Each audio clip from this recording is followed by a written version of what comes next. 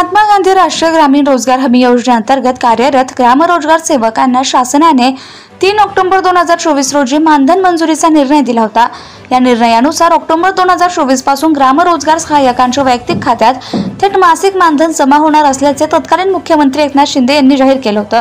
मात्र आज जवळपास 10 महिने उलटूनही हा निर्णय अंमलात आला नाही। ग्राम रोजगार सेवक कर्मचारी संघटना महाराष्ट्र राज्य शाखा वाशिम यांच्या वतीने गटविकास अधिकारी पंचायत समिती रिसोड यांच्याकडे या संदर्भात निवेदन सादर करण्यात आलं।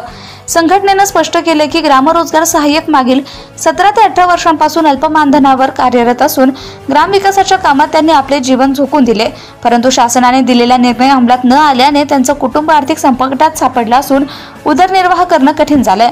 फाशी झालेल्या कैद्याला देखील शेवटची इच्छा विचारली जाते, मग अनेक वर्ष सेवा करूनही आम्हाला न्याय का मिळत नाही असा संतप्त सवाल संघटनेने केलाय। शासन निर्णय असूनही अद्याप मानधन न मिळाल्याने ग्राम रोजगार सेवकांवर उपासमारीची वेळ आली आहे। संघटनेने पुढे सांगितलं की शासनाने प्रशासन याकडे दुर्लक्ष करत असल्यामुळे 1 सप्टेंबर 2025 पासून बेमुदत कामबंद आंदोलन सुरू करण्यात आले। ग्रामीण विकासाची अनेक कामे प्रलंबित राहतील, त्याची जबाबदारी शासनाची राहील असा इशाराही संघटनेने दिलाय।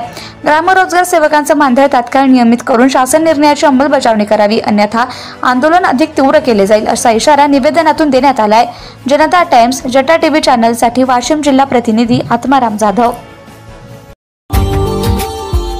Subscribe now and press the bell icon. Never miss an update.